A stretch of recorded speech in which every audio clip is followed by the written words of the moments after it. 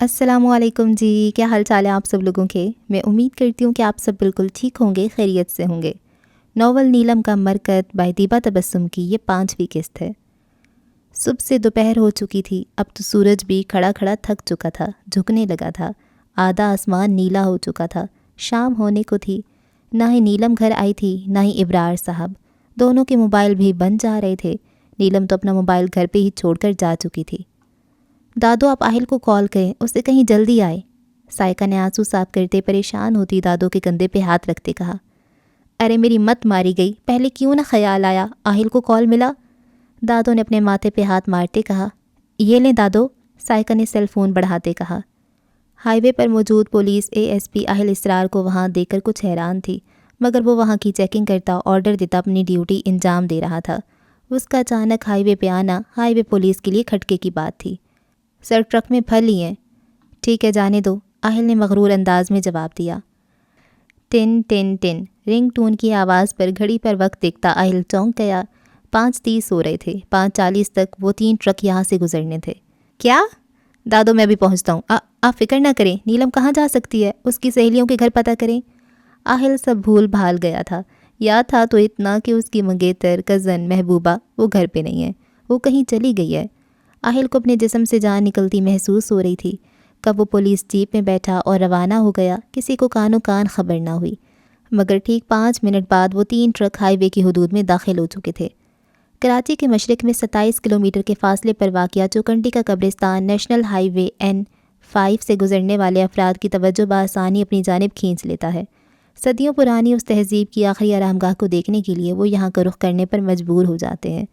2 kilometre के रकबे पर बसे उस शहर खामोशा का शुमार सिंध की तारीख़ी विरसों में होता है। यहाँ पर मौजूद ज़्यादातर कब्रों की तामीर 15वीं सदी ईस्वी से लेकर 18वीं सदी ईस्वी तक होती है।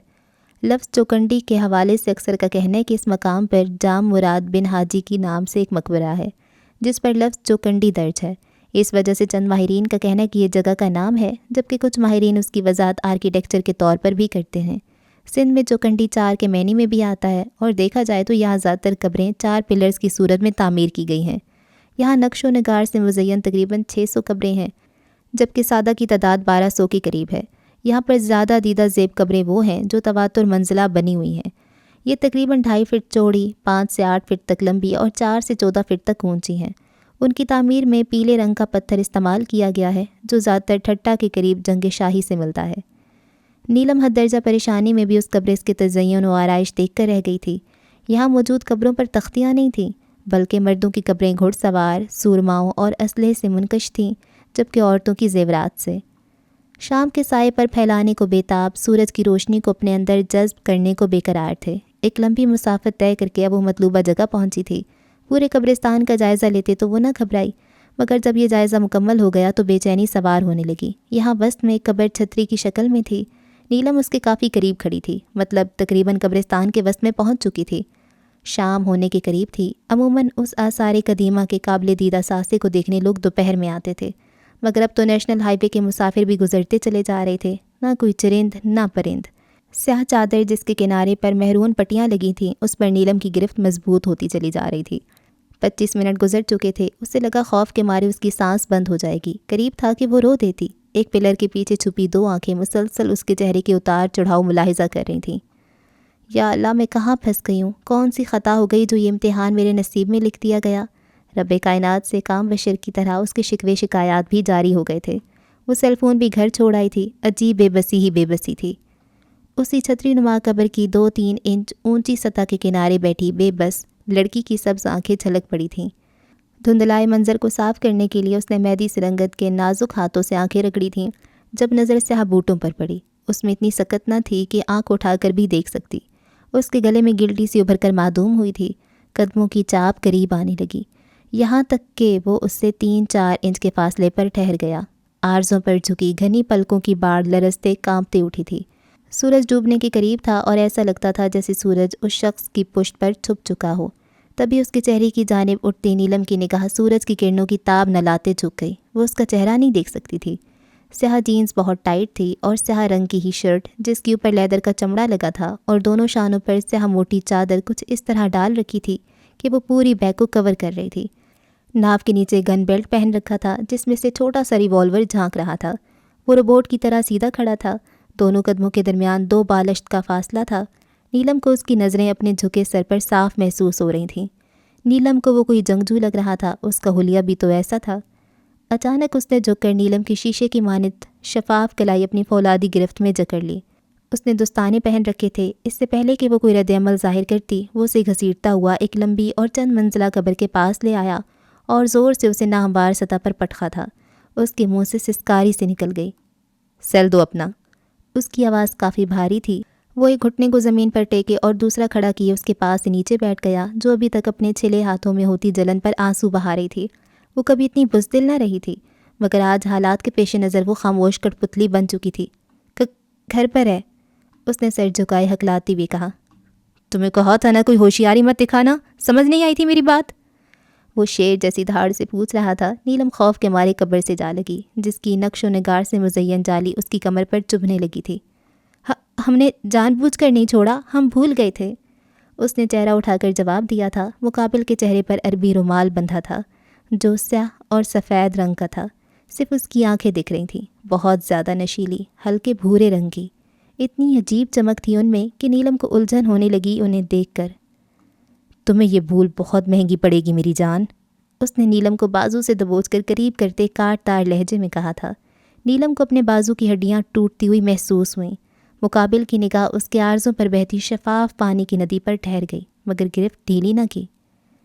ऐसा मत कहो, हमने क्या बिगाड़ा है तुम्हारा? क्यों तुम हमें ब्लैकमेल कर रहे हो? वो चीख पड़ी, साथ ही ज़ोर लगाकर अपना बाजू उसकी गिरफ्त से निकालने की कोशिश करने लगी। मत भूलो वो तस्वीर अब भी मेरे पास हैं और तुम्हारे बाबा भी अभी तक मेरे मेहमान खाने की जीनत बने हुई हैं। उसके सर्द लहजे पर वो कपकपा कर रह गई। बेबसी के मारे आंसू बह निकले। ये लो और ASP आहिल को बताओ तुम कहाँ हो। उसने एक स्मार्टफोन नीलम की जानिब बढ़ाया। हमें नंबर नहीं याद, वो लजती हुई बोली थी। अपने मंगेतर का नंबर नहीं याद? एक बार फिर बाजू से खींचते तंजिया लहजे से पूछा गया। वो रो दी। हमें नहीं याद, हम सच कह रहे हैं। उसकी बात पर मुकाबिल ने एक झटके से उसको अपनी सख्त गिरफ्त से आज़ाद किया। वो पीछे की जानिब खिसक चुकी थी। लो और बताओ। वो नंबर डायल कर चुका था। नीलम को उस खेल की कुछ समझ न आई। आहिल, हम चुकंडी के कब्रिस्तान पर हैं, खुदारा जल्दी आ जाएं, हमें ले जाएं यहाँ से, वो रोते हुए फरियाद गुना लहजे में बोली। फ़ोन उसके हाथ से बेदर्दी से झपट लिया गया। देखो यार, मुझे निकलवाना था अपना काम और वो हो गया तकरीबन मुकम्मल। मेरी तुमसे कोई ज़ाती दुश्मनी नहीं है, इसलिए तुम थोड़ा ताउन करो तो नुकसान से बच जाओगी। वो बला की नरमी से बात कर रहा था, फिर अचानक गन बेल्ट से रिवॉल्वर निकाला और उसकी नोज़ल के गिर्द उंगलियां फेरते कहने लगा, अपने बाप की खैरियत चाहती हो? नीलम के घबराए चेहरे पर नज़र दौड़ाई। उसने ज़ोर ज़ोर से इस बात में सर हिलाया, साथ ही बेबसी से सुर्खी माइल गदाज लबों से निकली सिसकी को बमुश्किल रोका था। और चाहती हो कि तुम्हारी तस्वीर ज़ाया कर दी जाएं? उसकी बात पर नीलम ने तड़प कर सर को हाँ में जुम्बिश दी। तो फिर एक काम करो, उसने नीलम की सवालिया निगाहों की जानिब देखते कहा। क्या? वो बेसब्री से बोली। भूल जाओ कि तुम्हें यहाँ किसने बुलाया था, क्यों बुलाया था और किस धमकी पर बुलाया था, और हाँ, ये भी कि तुम यहाँ किससे मिली थी और क्या बात हुई थी। सब भूलना पड़ेगा, मंजूर है?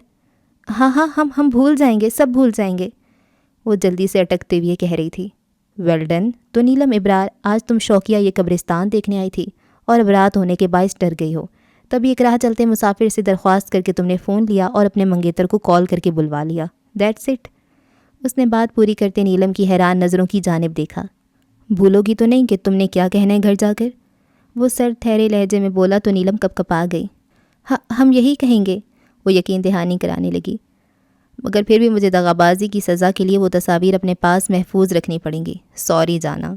उसने नीलम की ढलकी चादर से झांकती शहद रंग जुल्फ़ों को देखा। नीलम भी उसी की जानिब देख रही थी। उसके हाथ नीलम की तरफ पड़े थे। वो पीछे को खिसकने लगी थी जब उसने वो स्याह चादर उसके सर पर जमा दी। अजीब अमल था। नीलम ने बेख्तियार उसकी नशीली भूरी आंखों में देखा था, जहाँ एक जमूद सतारी था। उनमें कोई हलचल न थी, साकत निगाहें। फिर वो उठा और पलट गया। उसके पलटने से कंधों पर फैली स्याह चादर हिली थी और पुश्त पर मज़ीद फैल गई थी। अजीब हुलिया था उसका। वो सीध में चलता चला जा रहा था। उसने पलट कर नहीं देखा था। ऊंची ऊंची कब्रों में वो कहाँ गुम हो गया, नीलम जान ही न सकी। आयल रैश ड्राइविंग करता इब्रार हाउस पहुंचा था, जहां सायका और दादो की सांस तक रुकी हुई थी। दोनों की परेशान चेहरे उसे मज़ीद तशवीश में मुब्तला कर गए اس نے اور سائقہ نے مل کر نیلم کی تمام دوستوں کو کالز کیں، چند کے گھر بھی پتہ کیا، ابرار صاحب کا محلے میں پتہ کیا، مگر دونوں نفوس کے بارے میں کچھ نہ پتہ چل سکا۔ ابھی آدھا گھنٹہ ہی گزرا ہوگا جب نیلم کی کال آئی۔ اس کی نم آواز التجا کرتی، وہ آواز اہل اسرار کی تڑپ میں 10 گنا اضافہ کر چکی تھی۔ وہ ایک بار پھر جیپ لے کر نکل گیا تھا۔ دادو اور سائقہ کو تسلیاں دیتا وہ جا چکا تھا۔ ڈیش بورڈ پر پڑا اس کا موبائل چیخ رہا تھا، ڈیک کالنگ، مگر اس کے دماغ میں ایک ہی آواز گونج رہی تھی، بس اسے جانا تھا، وہ اسے پکار رہی تھی۔ وہ کیسے اس کی نم آواز سے کان لپیٹ سکتا تھا؟ ہر انسان کے اندر اچھائیاں برائیاں ہوتی ہیں، اور اس نے تو برائی کی راہ بھی اس کے لیے چنی تھی، اسے زندگی کی ہر آسائش فراہم کرنے کے لیے۔ اسے پانے کے لیے وہ کس دلدل میں پھنس گیا تھا، اسے احساس نہ تھا۔ ایسا بدلا ہوں تیرے شہر کا پانی پی کر، جھوٹ بولوں تو ندامت نہیں ہوتی مجھ کو۔ ASP Aahil pick up the phone bastard. ڈیک جلے پیر کی بلی کی طرح ڈرائنگ روم میں چکر لگاتا بار بار ایک ہی نمبر ڈائل کرتا، اسے گالیوں سے نواز رہا تھا۔ قومی شاہراہ N25 صوبہ سندھ اور بلوچستان کو ملانے والی مرکزی شاہراہ پر 3 ٹرک اسلحے سے لیس ہائی وے پولیس نے پکڑ لیے اور ان ٹرکوں کے ڈرائیورز بھی گرفتار۔ ان میں شیر دل نامی ایک نوجوان کو بھی حراست میں لے لیا گیا۔ باقی تفصیلات جاننے کے لیے انتظار کیجیے ایک چھوٹے سے بریک کا۔ نیوز اینکر نے 2-3 بار یہ بریکنگ نیوز چلانے کے بعد بریک لے لیا تھا۔ ASP آہل اسرار، تم نے اچھا نہیں کیا، تم ابھی مجھے جانتے نہیں ہو، میں دھوکہ دینے والوں کو معاف نہیں کرتا۔ تمہاری سزا، تمہاری دردناک موت تمہارا انتظار کر رہی ہے۔ منہاج الزحاق نے ایش ٹرے پوری قوت سے دیوار گیر LED میں دے ماری۔ میرے ساتھ دھوکہ؟ منہاج الزحاق کے ساتھ؟ اس شخص نے ایک پلر کی اوٹ میں ہو کر دیکھا، وہ ابھی تک وہاں بیٹھی گریہ وزاری میں مصروف تھی۔ دونوں گھٹنے جوڑے ان پر سر ٹکائے۔ ہو گیا کام؟ کان کو فون لگائے وہ بہت مدھم آواز میں پوچھ رہا تھا۔ دوسری جانب سے جانے کیا کہا گیا تھا جب وہ اطمینان سے بولا، ویل ڈن۔ کال ڈسکنیکٹ کرتے اس نے سیل کا بیک کور کھولا، سم نکالی اور 3-4 ٹکڑے کر کے زمین پر پھینکتے اس پر اپنے بوٹ مسل دیے۔ ASP آہل چوکنڈی کے قبرستان کے احاطے میں داخل ہو چکا تھا۔ اس کی بے قرار آواز صرف نیلم پکار رہی تھی۔ کیا تڑپ تھی اس آواز میں۔ عربی رومال لپیٹے چہرے کو ڈھکے اس شخص کے ہونٹ تلخی سے مسکرائے تھے۔ آہل! وہ لڑکی بھی چیختی ہوئی اٹھ کھڑی ہوئی تھی۔ ادھر ادھر اونچی قبروں کے آر پار گھومتے دونوں ایک دوسرے کو آوازیں دے رہے تھے۔ اس شخص نے سردہ خارج کرتے ریوالور لوڈ کیا۔ آہل! نیلم کی جانب اس کی پشت تھی۔ آخر کو اس نے آہل کو ڈھونڈ ہی لیا تھا۔ 4-5 فٹ کے فاصلے پر کھڑا وہ اس کی آواز پر یکدم پلٹا تھا۔ بھاگنے اور آواز لگانے سے اس کی حالت دگردوں ہو گئی تھی۔ چادر کا ایک سرا کندھے پر ٹکا، باقی ساری چادر زمین کو چھو رہی تھی۔ شہد اگیں ریشم کی زلفیں بکھر چکی تھیں۔ ASP آہل تڑپ کر اس کی جانب بڑھنے لگا تھا۔ اس کی پشت پر موجود سیاہ جنگجو لباس زیب تن کیے اس شخص نے ریوالور نشانے پر ٹکا دیا۔ ٹھا! فضا کو چیرتی دل خراش آواز نے ماحول کے سکوت میں پل بھر کو ارتعاش پیدا کیا تھا۔ سنسناتی ہوئی ہوا اب تھم چکی تھی۔ لڑکی کی آنکھیں بے یقینی سے حد سے زیادہ پھیل چکی تھیں۔ آنسو بے اختیار ہو چلے تھے۔ ڈھلک کر تھوڑی سی نیچے گرتے وہ بے قدرے ہونے لگے۔ چادر کا آخری سرا بھی زمین کا بوسہ لیتے اسے بے پردہ کر گیا۔ آہل! اس کی چیخ فائر کی آواز سے بھی زیادہ دل خراش تھی۔ آہل! گولی اس کی دائیں پنڈلی پر لگی تھی۔ وہ پورے قد سے زمین بوس ہو چکا تھا۔ اندھیرا اس کی آنکھوں کے آگے چھانے لگا۔ وہ واقعی ایک کمزور اور کم ہمت شخص تھا۔ ایک پولیس آفیسر کا ایک گولی پر ڈھیر ہونا تعجب کی بات تھی۔ فکر کی کوئی بات نہیں ہے، گولی ہم نکال چکے ہیں، کچھ وقت درکار ہوگا انہیں پھر سے اپنے قدموں پر چلنے کو۔ ڈاکٹر نے اسرار صاحب کے پریشان چہرے کی جانب دیکھ کر مختصراً کہا۔ کتنا وقت ڈاکٹر؟ پلیز اگر کوئی خطرے کی بات ہے تو ابھی بتا دیں۔ اسرار صاحب کے لہجے میں مایوسی کی جھلک نمایاں تھی۔ کوریڈور میں کھڑے تمام افراد، دادو، نیلم، ابرار صاحب، عالیہ، ریان ڈاکٹر اور اسرار صاحب کی جانب متوجہ تھے۔ نہیں، ٹینشن کی کوئی بات نہیں ہے، گولی گوشت میں لگی تھی، رخ موڑنے کی وجہ سے ہڈی متاثر نہیں ہوئی، آپ کو شکر ادا کرنا چاہیے۔ اس بار ڈاکٹر پیشہ ورانہ مسکراہٹ سے نوازتا نکل گیا۔ یا الہی تیرا شکر۔ عالیہ بیگم نے آسمان کی طرف ہاتھ اٹھائے بلند آواز میں کہا۔ سب کے چہروں پر موجود پریشانی کافی حد تک کم ہو چکی تھی۔ چونکہ پولیس کیس تھا تو SP وہاں آئے تھے۔ پہلے تو آہل کے ہائی وے جانے پر باز پرس کی گئی۔ سر، مجھے اطلاع ملی تھی کہ N25 سے شام کے وقت اسلحے سے لیس ٹرک گزرنے والے ہیں، تبھی میں وہاں گیا تھا اور مجھے لگتا ہے کہ میں سوچی سمجھی سازش کا شکار ہوا ہوں۔ آہل نے ہموار لہجے میں بات مکمل کی۔ آپ کو ہائی وے پولیس کی ڈیوٹی پر شک تھا کیا؟ SP کا لہجہ کاٹ دار تھا۔ نو سر، آہل کا سر جھک گیا۔ اس کو روم میں شفٹ کیا گیا تھا، وہیں پوچھ گچھ جاری تھی۔ پھر بغیر اطلاع کے جانے کی وجہ؟ سوری سر، وہ شرمندگی سے بولا۔ مس نیلم ابرار کو لاؤ، ایس پی وہاج نے حوالدار کو حکم دیا۔ تھوڑی دیر بعد نیلم گھبراتی ہاتھ مسلتی اندر داخل ہوئی۔ جھوٹ بولنا اس کے لیے ایک مشکل مرحلہ تھا۔ ایس پی وہاج کی نظریں حسن کے پیکر پر جم سی گئیں۔ جب وہ اتنی بکھری حالت میں بھی اتنی پرکشش لگ سکتی تھی تو سنگھار میں تو قیامت کی ادا لگنی تھی۔ ایس پی وہاج کی نظریں نیلم پر محسوس کر کے آہل نے ضبط کی کڑی منزلیں طے کی تھیں۔ آئیے مس نیلم، ایس پی وہاج نے اسے ایک صوفے پر بیٹھنے کا اشارہ کیا۔ Are you okay? نیلم کو جذبز ہوتے دیکھ کر ایس پی وہاج نے گہری نگاہوں سے تکتے کہا۔ وہ اس بات میں سر ہلا گئی۔ آپ نے ایس پی آہل کو ہی کیوں بلایا، اپنے والد کو کیوں نہیں؟ ایس پی وہاج کے سوال پر نیلم گڑبڑا گئی۔ وہ بابا اس ٹائم سینٹر میں ہوتے ہیں تبھی۔ کیا آپ نے فائر کرنے والے شخص کو دیکھا تھا؟ ایس پی وہاج کے سوال پر جھپ کر کے ایک شبیہ نیلم ابرار کی سبز کانچ میں آ سمائی تھی۔ ہو نہ ہو حملہ اسی جنگجو نے کیا ہے، مگر وہ تو جا چکا تھا۔ وہ اپنے دماغ سے الجھ رہی تھی جب ایس پی وہاج کی آواز نے اسے واپس ہال میں کھینچا۔ نہیں، ہم نے کسی کو نہیں دیکھا تھا۔ جب آہل کو گولی لگی تو ہمیں پہلے تو کچھ سمجھ میں نہیں آیا، اور پھر جب تھوڑے حواس ٹھکانے آئے تو ان کے سیل فون سے ہی جو پہلا نمبر نظر آیا اس پر رابطہ کر لیا۔ پھر پولیس کے چند افراد ہی ہمارے ساتھ انہیں ہاسپٹل لائے تھے۔ اس بار وہ تفصیل سے کہہ گئی۔ ایس پی وہاج نے 2-3 بیتوں کے سوال کرتے اسے نظروں کی زد میں رکھا اور پھر آہل کے سرخ چہرے کی طرف دیکھتے گیٹ ویل سون کہہ کر چلے گئے۔ ابرار صاحب اندر داخل ہوئے۔ بابا آپ کہاں گئے تھے؟ دوپہر میں گھر کیوں نہیں آئے تھے؟ اب جب موقع ملا تھا تو وہ سوال کر گئی۔ چپ کر جا، تو سب تیری وجہ سے ہوا ہے۔ کس نے کہا تھا تجھے سیر سپاٹے کرنے کو نکل، وہ بھی کراچی کے آخری کونے پر؟ دادو اندر آتی غصے سے بولی۔ نیلم بیٹا، آپ نے اچھا نہیں کیا، ابرار صاحب شکستہ لہجے میں بولے۔ سوری بابا، آپ کی گڑیا آئندہ ایسا کبھی نہیں کرے گی۔ وہ صوفے سے اٹھ کر آہل کے بیڈ کے کنارے پر کھڑے ابرار صاحب کے شانے سے لگ گئی۔ انہوں نے کسی کو نہیں بتایا تھا کہ کالج سے نکلتے انہیں کلوروفارم سے بھیگے رومال کی مدد سے بے ہوش کر کے جانے کہاں لے جایا گیا تھا اور شام 6 بجے کے قریب گھر سے کچھ دور سنسان سڑک پر اتار دیا تھا۔ اسرار صاحب، عالیہ بیگم، ریان، سب کا رویہ نیلم کے ساتھ نہایت اجنبی سا تھا۔ وہ سب نیلم کو اس واقعے کا قصوروار گردان رہے تھے۔ 2 ماہ بعد ڈیک اے ایس پی آہل بستر سے اٹھے کہ نہیں۔ منہاج الزحاق سفید رنگ کے بات گاؤن میں ملبوس سافٹ سلیپر سے پیروں کو آزاد کرتے ڈریسنگ مرر کی جانب بڑھتے بولا۔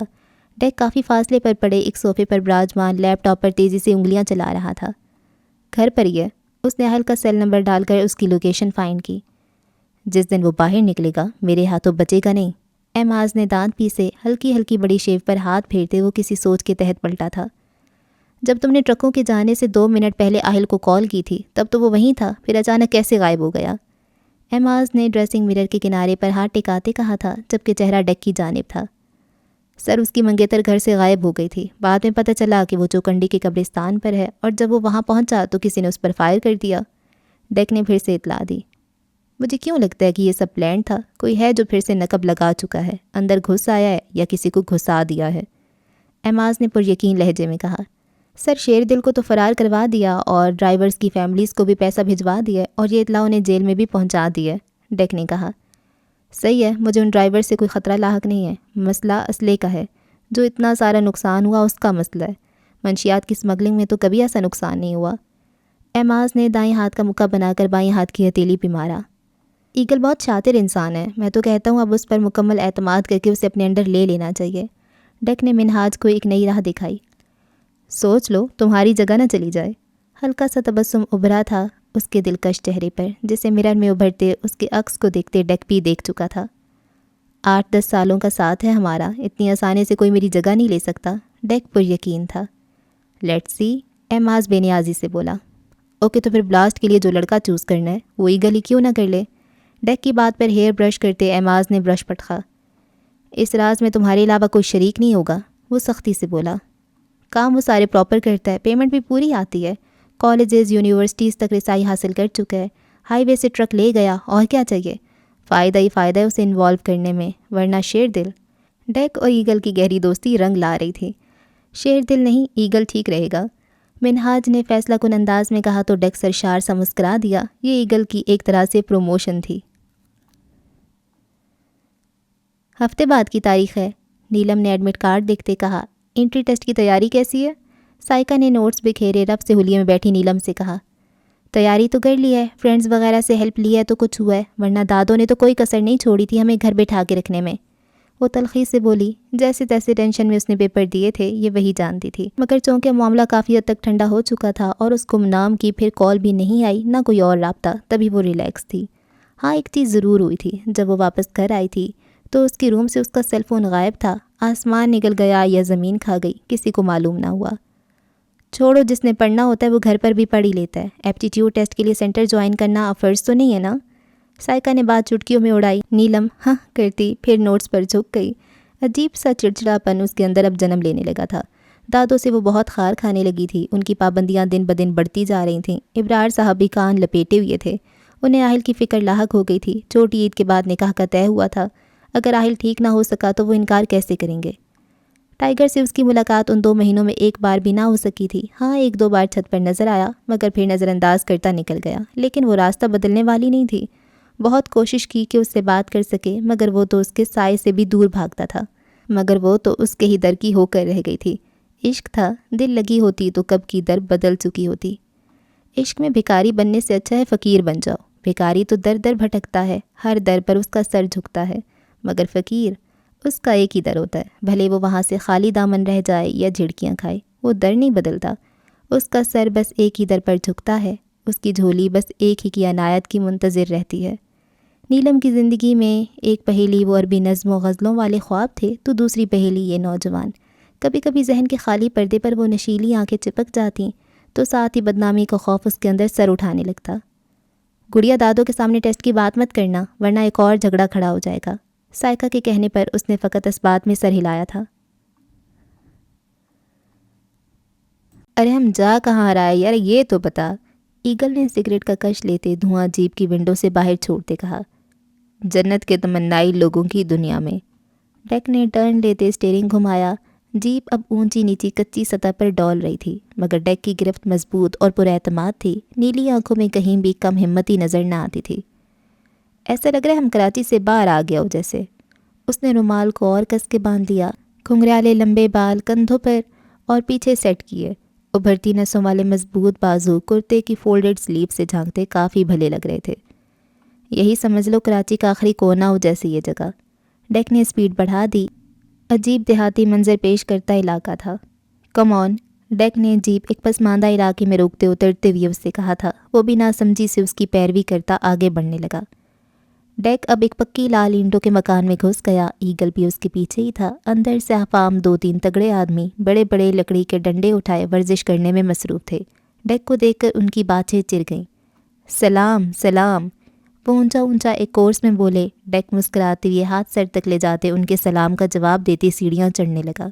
وائٹ جاگرز پہنے وہ تیزی سے کالج بوائے کی طرح سیڑھیاں چڑھ رہا تھا، شاید وہ بہت خوش تھا۔ ایگل آہستہ آہستہ اوپر آیا۔ کم آن یار، ڈیک نے اسے تیزی سے کھینچ کر اپنے برابر کیا تھا۔ ایگل نے وہاں دل دہلا دینے والا منظر دیکھا تھا، ایک سے بڑھ کر ایک خوف زدہ کر دینے والا منظر۔ وہ بہت کھلی جگہ تھی، صحن سا تھا۔ وہ بھی سیڑھیوں کے آخری سرے پر ہی کھڑا تھا جب اس نے سامنے بیٹھے لڑکے کو دیکھا۔ 14 سالہ وہ لڑکا تیز دھار چھرے سے اپنے بازو پر نقش و نگار بنا رہا تھا۔ خون بہہ بہہ کر اینٹوں کے فرش کو تر کر رہا تھا، مگر نہ اسے پرواہ تھی نہ کسی اور کو۔ وہاں موجود سب لوگ ہی کچھ عجیب و غریب حرکات کر رہے تھے۔ اچانک اس کی نظر سامنے اٹھی تو گویا جم سی گئی۔ وہ کوئی 15 انچ کا چوڑا اور 6.5 فٹ کا اونچا پنجرا سا تھا، جس کے اندر ننھے مختلف رنگ کے چوزے انسانی شکل میں موجود لگ بھگ کوئی 19-20 سالہ درندے سے بھاگ رہے تھے۔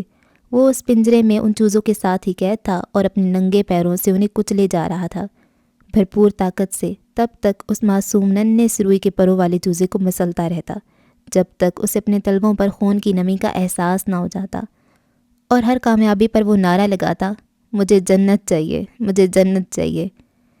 اس کی نظر بائیں جانب گئی تو وہاں کا منظر اس سے بھی کہیں زیادہ خوفناک تھا۔ ایک نوجوان سفید نرم مگر موٹے فر والی نیلی آنکھوں والی بلی، جسے دیکھ کر ہی دل گدگدا جائے، کو گردن سے دبوچے ہوئے تھا۔ ایک پیر اس کے پیٹ پر رکھ کر اس کا منہ اپنی جانب کر رہا تھا اور اس کی نیل گول گول آنکھوں میں لوہے کی باریک تار گاڑ رہا تھا۔ وہ بلبلا رہی تھی، تڑپ رہی تھی نوجوان کی گرفت سے نکلنے کو، مگر سیاہ داڑھی اور گھنی مونچھوں والا نوجوان چہرے پر سختی لیے نوکیلے تار مکمل طاقت سرو کر کے سفید پرشین بلی کی آنکھوں میں دھسائے جا رہا تھا اور کہہ رہا تھا، جنت میری ہے، مجھے جنت چاہیے۔ کیا جنت اس طرح حاصل کی جاتی ہے؟ ایگل نے بے اختیار جھرجھری لی۔ کیا انہوں نے قرآن نہیں پڑھا؟ کیا یہ مسلمان ہیں؟ کیا انہیں دین اسلام کا علم نہیں؟ سوالات کا ایک جمع غفیر تھا جو ایگل کے اوپر سوار ہو چکا تھا۔ ڈیک اس سب سے بے خبر تھا، یہ سب اس کے لیے معمول تھا، کچھ نیا نہیں تھا۔ چلو آؤ دیکھتے ہیں کہ جامعہ میں ہونے والے انٹری ٹیسٹ میں بلاسٹ کے لیے کون خوش نصیب چنا جاتا ہے۔ ڈیک نے کہتے ساتھ اسے بازو سے تھاما اور اندر کی جانب قدم بڑھا دیے، جہاں ایک کمرے میں بہت سے کم عمر ٹین ایج کے لڑکے کرتا شلوار میں ملبوس تھے۔ انہوں نے چہروں پر داڑیاں سجا رکھی تھیں۔ کسے چاہیے جنت؟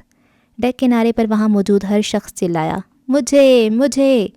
ایگل کو لگا وہ سب نفسیاتی ہیں یا پاگل ہو چکے ہیں۔ ایک عام انسان بھی جنت کی حقیقت جانتا ہے، اسے حاصل کرنے کے اصول جانتا ہے، پھر یہ مذہبی لبادہ اوڑے دین سے اتنے انجان کیسے ہو سکتے ہیں؟ چلو ایگل تم بتاؤ، اس سال کسے موقع دیا جائے؟ ڈیک کی آواز پر وہ تیزی سے حقیقت کی دنیا میں واپس لوٹا تھا۔ اسے اب بھی یہ سب خواب ہی لگ رہا تھا۔ اس نے دیکھا وہاں موجود زیادہ تر نوجوان 17 سے 22 سال کی عمر کے تھے۔ اس نے خود کو کمپوز کرتے ایک 17 سالہ لڑکی کی طرف اشارہ کیا۔ کتھئی رنگ کا کرتا اور اپنے سائز سے بڑی سفید رنگ کی شلوار پہنے، 2 انچ بڑے بالوں کی داڑھی اور گھنی مونچھوں میں وہ بہت مذہبی دکھ رہا تھا۔ ان دہشت گردوں کے اس روپ کی بنا پر ہی تو پوری دنیا مسلمانوں کو دہشت گرد سمجھتی ہے۔ اے لڑکے ادھر آؤ، 40 سالہ سیاہ فام شخص سختی سے بولا تو لڑکا روبوٹ کی طرح چلتا ان کے سامنے آ کھڑا ہوا۔ تمہیں پتہ ہے تم کتنے خوش نصیب ہو؟ اللہ نے تمہیں جنت کے لیے چن لیا ہے، بشرط یہ کہ تم اس کے نافرمان لوگوں کو صفحہ ہستی سے مٹا دو۔ کیا تم جنت میں جانے کو تیار ہو؟ اس شخص کا ایک ہاتھ لڑکے کے کندھے پر دھرا تھا اور وہ کچھ جھک کر مدھم ٹھہرے ٹھہرے انداز میں بول رہا تھا، جنت ہمارا ہے۔ لڑکے نے پوری بات سننے کے بعد سر اٹھائے مضبوط لہجے میں کہا۔ سیاہ فام شخص نے ڈیک کی طرف دیکھا۔ 1 ہفتے بعد کیفے کے سامنے والی جامعہ میں انٹری ٹیسٹ ہے، تقریباً 12-13 ہزار اسٹوڈنٹس ہوں گے، اسے تیار رکھنا اس دن کے لیے، کوئی غلطی نہ ہونے پائے۔ ڈن ہے، پیسہ بھیج دو، کام میں کوئی شکایت نہیں ہوگی، آدمی وثوق سے بولا۔ ڈیک نے ڈیل ڈن کے انداز میں ہاتھ ملایا اور اسے ساتھ لیے نیچے آ گیا۔ وہ جیپ میں بیٹھ چکا تھا، آدھا راستہ گزر چکا تھا، مگر ایگل کچھ نہ بولا تو ڈیک کو تشویش نے آ گھیرا۔ ایگل سب ٹھیک ہے نا بھائی؟ اس نے ایگل کی طرف دیکھتے پوچھا۔ یار یہ بندہ لوگ کتنا عجیب تھا جہاں تم ہم کو لے کر گیا، ایگل نے صاف گوئی سے کہا۔ تم ابھی نئے ہو نا، اس لیے تمہیں عجیب لگ رہا ہے، مگر جلد ہی تم بھی عادی ہو جاؤ گے ان لوگوں کے عجیب و غریب رویے کے۔ ڈیک کا لہجہ نارمل تھا۔ مگر کیا ان لوگوں کو نہیں پتہ جنت کا حقیقت؟ ایگل ہلکے سے ڈیک کی جانب مڑا تھا۔ پتہ تھی جب تک یہ اپنے گھروں میں محفوظ تھے، جیسے ہی باہر نکلے اور ان کے جال میں پھنس گئے سب فراموش کر گئے۔ یہ لوگ ان کی تربیت ہی ایسے کرتے ہیں کہ وہ بے حس ہو جاتے ہیں، ان کے دل مردہ ہو جاتے ہیں۔ اتنے معصوم اور خوبصورت جانوروں کو مارتے بھی انہیں افسوس نہیں ہوتا، ندامت نہیں ہوتی، اور جسم کے ساتھ بم باندھ کر ہزاروں لاکھوں لوگوں کی زندگیاں چھیننے والا ان لوگوں کی نظر میں شہید ہوتا ہے اور جنت کا حقدار۔ ڈیک کے تفصیلاً بتانے پر ایگل کی حیرت مزید بڑھ گئی۔ کیسا لوگ ہے بھلا، دوسروں کو مارنے سے بھی کوئی جنت میں جاتا ہے؟ ایگل کی بڑبڑاہٹ کافی اونچی تھی۔ تم مسلمان ہو، تمہیں پتہ ہوگا، مجھے ان لوگوں کے بارے میں جو پتہ تھا بتا دیا۔ اینی ویز ختم کرو یہ فضول موضوع، ڈیک نے گیئر لگاتے ناگواری سے کہا تو ایگل خاموش ہو گیا اور ڈیک اسے بم بلاسٹ کا پلان سمجھانے لگا۔ آپ ہی دعا کیجیے گا کہ بہت اچھا ٹیسٹ ہو، تیاری تو ہے ہماری، مگر جانے کیوں گھبراہٹ ہو رہی ہے۔ نیلم ایڈمٹ کارڈ، پینسل، پین، ضرورت کی چیزیں بیگ میں ڈالتے کہہ رہی تھی۔ اللہ اس میں گھبرانے والی کیا بات ہے، انشاءاللہ بہت اچھا ٹیسٹ ہوگا، آخر کو پاگلوں کی طرح تم نے یہ 2 مہینے کتابیں چاٹی ہیں۔ سائقہ نے الماری سے کپڑے نکالتے کہا۔ آپ ہی ہم نے سب رکھ لیے، دیکھے کچھ بھول تو نہیں رہے؟ وہ سخت ٹینشن میں لگ رہی تھی۔ میں دیکھتی ہوں، تم جا کر چینج کر لو، بابا بھی تیار ہو چکے ہیں اور تم ابھی تک ایسے ہی گھوم رہی ہو۔ سائقہ نے بیبی پنک کلر کی قمیض اور سفید دوپٹہ پجامہ اسے تھمایا۔ وہ جلدی سے کپڑے لے کر مڑی تھی کہ سائقہ بولی، گڑیا آپ کا اسمارٹ کارڈ نہیں ہے اس میں؟ آپ ہی وہ بابا کے پاس ہے، کل ہی نادرا سے لائے ہیں۔ نیلم واش روم سے ہی بلند آواز بولی۔ 18 کی ہو گئی ہو، ابھی چھوٹی سی گڑیا لگتی ہو۔ سائقہ مسکراتے ہوئے سوچنے لگی۔ سیاہ فام شخص 17 سالہ لڑکے کو لے کر روانہ ہو چکا تھا۔ اس لڑکے نے بلاسٹ جیکٹ پہن رکھی تھی۔ ان کی کار ابھی سی ویو روڈ پر تھی جب ایک سکن کلر کی چادر اوڑے شلوار کرتے میں ملبوس ایک شخص نے اس کار کو اپنی بائک آگے لا کر روکا تھا۔ آگے پولیس چیکنگ کر رہی ہے اور جامعہ میں بھی رینجرز اور پولیس سیکیورٹی بہت سخت ہے۔ ڈیک نے مجھے بھیجا ہے اس لڑکے کو بحفاظت لانے کو، جلدی کرو، وقت بہت کم ہے۔ سیاہ فام شخص نے گھبراتے ہوئے اس لڑکے سے اترنے کا کہا اور کار بھگا لے گیا۔ احتیاط سے بیٹھنا، بائک والے آدمی نے اس کی موٹی جیکٹ کو گھورتے کہا۔ وہ لڑکا اپنے اور اس کے درمیان ایک مخصوص فاصلہ پیدا کرتا بیٹھ گیا۔ سمندر کے قریب جاتے ہی دور سے ہی پولیس نظر آ گئی تھی۔ تم اترو اور پانی کے پاس چلے جاؤ، میں پولیس کو ہٹانے کا بندوبست کرتا ہوں۔ اس آدمی کی بات پر لڑکا حیران ہوتے بولا، تم بھی ساتھ چلو، میں جاؤں گا تو پارکنگ میں چیکنگ ہو سکتی ہے، بات کو سمجھو۔ اس کے کہنے پر لڑکا خاموشی سے سمندر کی ریت پر قدم رکھتا پانی کے قریب ہوتا جا رہا تھا۔ پارکنگ ایریا کے پاس کھڑے پولیس وردی میں چند افراد نے اس آدمی کی چیکنگ کرنا شروع کی۔ دور سے لڑکا یہ سب دیکھ رہا تھا۔ ایوری تھنگ فائن سر، آدمی چیکنگ کے دوران پولیس وردی میں ملبوس آدمی سے بولا۔ Okay you can go now. حکم ملتے ہی وہ دوبارہ بائک پر سوار ہو گیا۔ شوٹ ہم، پولیس وردی والا بلوٹوتھ ایئر فون کے ذریعے پیغام پہنچاتے بولا۔ ہٹ کے اوپر کھڑے آدمی نے گن سیٹ کر رکھی تھی۔ لڑکا لہروں کے پاس کھڑا تھا، آس پاس لوگ نام کے نہ تھے۔ اس آدمی نے نشانہ لے لیا تھا۔ لال رنگ کا نقطہ اس لڑکے کی جیکٹ پر پڑ رہا تھا۔ کل ہم، پھر حکم ہوا۔ ٹھا ٹھا ٹھا ٹھا، ایک فائر سے ہی وہ لڑکا ہوا میں معلق ہو چکا تھا۔ اس کی جیکٹ پھٹ چکی تھی، مگر اسٹرینتھ زیادہ نہ ہونے کے باعث زیادہ ایریا کور نہیں کیا جا سکا۔ ویل ڈن سر، لڑکا ابھی تک نہیں پہنچا اور ٹائم بم یونیورسٹی کے احاطے میں نئی بننے والی اسٹاف کالونی کی دوسری منزل پر کھڑی ایک کار میں نصب کر دیا ہے۔ ڈیک نے جامعہ کے گراؤنڈ جہاں ٹیسٹ کے لیے کیمپس لگائے گئے تھے کہ ایک کونے میں اینٹوں کے پیچھے چھپے سرگوشی نما آواز میں ایم آز تک پیغام پہنچایا۔ میں نے کہا تھا نا ڈیک کے ضرور کوئی نقب لگا چکا ہے، اسے سب پتہ ہے، اور دیکھو وہ لڑکا سمندر کے کنارے مارا گیا ہے۔ بٹ ڈونٹ وری، اس بار 2 خودکش حملہ آور تیار کر رکھے ہیں، ٹائم بم کو بھی لگا رہنے دو۔ ایسی آگ بھڑکے گی کہ یہ خفیہ ایجنسیاں، آرمی اور رینجرز پر ان کی عوام تھوکنا بھی پسند نہیں کرے گی۔ لاشیں بچھیں گی، آگ ہی آگ دیکھنا چاہتا ہوں میں۔ آتش کا یہ کھیل اس بار قابل دید ہوگا۔ اس کے اندر جانے کون سی آگ جل چکی تھی۔ وہ انگاروں پر لوٹ رہا تھا۔ بھیا میں کراچی ہی جاؤں گی بس پڑھنے کو، ضدی لہجہ۔ بھیا دعا کرنا NTS کا ٹیسٹ اچھا ہو، ڈاکٹر بننے کے بعد سب سے پہلے تمہاری عربی شاعری کا کیڑا نکالوں گی۔ چپ ہو جاؤ، خاموش ہو جاؤ، مت بولو، چپ۔ وہ چیختا چیختا کانوں پر ہاتھ رکھتا دوہرا ہو رہا تھا۔ چیخ چیخ کر اس کی آنتوں میں بل پڑ چکے تھے۔ اس کی حالت اس وقت انتہائی قابل رحم تھی۔ شیشے کی میز پر دونوں ہاتھ مارتا وہ پاگل ہوا جا رہا تھا۔ کوہنیاں چھل کر زخموں سے چور ہو گئی تھیں، خون ہی خون تھا، آنکھوں میں بھی اور قالین پر بھی۔ چپ ہو جاؤ، مت بولو ہمیں بھیا۔ وہ بے دم سا زمین پر ڈھیر ہو چکا تھا۔ پھر اٹھا اور کال ملاتا کہنے لگا، لڑکے تیار ہیں؟ ایماز کا لہجہ برف تھا۔ ہاں بس تھوڑی دیر میں نکلیں گے، دوسری جانب سے بتایا گیا تھا۔ جلدی کرو جلدی، وہ چیخا تھا، دھاڑا تھا، بھوکے زخمی شیر کی طرح۔ ہر کیمپ پر ABC کی طرح الفابیٹس لگا رکھے تھے۔ اس کا G کیمپ تھا اور وہ PQ کی طرف گھوم رہی تھی۔ موبائل اور بیگز مین گیٹ پر ہی لیے جا چکے تھے۔ کون سا کیمپ ہے آپ کا؟ گائیڈ نے اسے سخت لہجے میں پوچھا۔ 3 منٹ میں ٹیسٹ سٹارٹ ہونے کو تھا۔ سر J، وہ منمنائی۔ وہ کلاسز کی طرف ہے، آپ گراؤنڈ میں کیا کر رہی ہیں؟ گائیڈ ناگواری سے بولا۔ Thank you sir. وہ مزید کچھ کہے بغیر اندر کے احاطے کی طرف دوڑ پڑی۔ پونی ٹیل اس کے بھاگنے سے ہلتی زلفیں بکھیرے جا رہی تھی۔ شانوں سے پھسلتے دوپٹے کو سنبھالتی اس کے قدم اور تیز ہو گئے تھے۔ ہر طرف سے ٹیسٹ سٹارٹ ہونے کی نیوز مائک کے ذریعے اس کے کانوں سے ٹکرا رہی تھی۔ آخر کو وہ 5 منٹ بھاگنے کے بعد اپنے مطلوبہ کیمپ میں آ گئی تھی۔ یہ کیمپ ہاسٹل اور نئی تعمیر ہونے والے اسٹاف کالونی سے چند ہی فاصلے پر تھا۔ ڈیک حملہ اب ٹیسٹ ختم ہونے سے 10 منٹ پہلے کیا جائے گا اور main gate, visitor gate, back gate پر جتنے بھی سپیکرز لگے ہیں ان کے کنیکشن ختم کر دو۔ اور ایگل کہاں ہے؟ ایماز کا لہجہ ایگل کی باری کچھ شکی سا تھا۔ وہ اسٹاف کالونی میں شیر دل کے ساتھ بم فٹ کروا رہا ہے، ڈیک نے مدھم آواز میں کہا۔ وہ جامعہ کے گراؤنڈ میں ہی دبکا بیٹھا تھا۔ سیکیورٹی سخت ہونے کے باعث وہ نکل نہیں پا رہا تھا۔ ڈیک نے ایگل کو کال ملاتے کنیکشنز ختم کرنے کا کہا۔ ہم پہلی بار کوئی ایسا کام دیکھے، ہم سے نہ ہوگا، وہ گھبراتے ہوئے بولا۔ شیر دل بم لگا چکا تھا اور ایگل اس بم کو دیکھ کر کانپے جا رہا تھا۔ اس کا کام صرف منشیات تک کا تھا۔ ایڈیٹ شیر دل کو فون دو، ڈیک نے غصے سے حکم دیا۔ اچھا ٹھیک ہے، ابھی کرتا ہوں، شیر دل زور زور سے فرمانبرداری میں تیز تیز سر ہلاتا بولا۔ ایگل نے اسے ایک نظر دیکھا اور ایک نظر جھک کر کار کے نیچے لگے بم کو، پھر جھرجھری لے کر ہاتھ جھاڑتا کھڑا ہو گیا۔ تم گراؤنڈ کی طرف نکل جاؤ، سارے آدمی پچھلی طرف سے کود کر اندر آ چکے ہیں، ہو سکتا ہے فائرنگ کرنی پڑ جائے۔ شیر دل نے ڈیک کا حکم اسے دیا۔ اور یہ، اس نے بم کی طرف اشارہ کیا۔ اس پر ٹائم سیٹ کر دیا میں نے، ٹیسٹ ختم ہونے کے 5 منٹ بعد یہ دھماکہ ہوگا، شیر دل نے فاتحانہ مسکراہٹ سے کہا۔ بعد میں کیوں بھائی؟ ایگل نے اس کی عقل پر ماتم کو نہ پوچھا۔ ارے خالی کھوپڑی کے انسان، جب گراؤنڈ میں خودکش حملہ ہوگا تو پولیس تمام سٹوڈنٹس کو یہاں بولے تو سیف جگہ پہنچا دے گی، اور ایک اور دھماکہ۔ हा हा हा, शेर दिल ने लुत्फ अंदोज होते कहा। ईगल ने उसकी बात समझते बच्चों की तरह सर हिलाया और दोनों दीवारों दरवाज़ों की ओट में होते अपने अपने ज़िम्मे लगे काम को निकल गए। वक्त गुजरता जा रहा था। 1 घंटा गुजर चुका था। बस 20 मिनट थे और खुदकश बमबार अभी तक नहीं पहुंचे थे। खुदकश बमबार उसे कहा जाता है जो अपने जिस्म के साथ बम बांधकर अपनी मौत को कबूल करता है। डेक ने एमाज को इतला दी थी। एमाज ने बहुत कॉल्स की मगर कोई जवाब नहीं। उसने सेल दीवार पर दे मारा।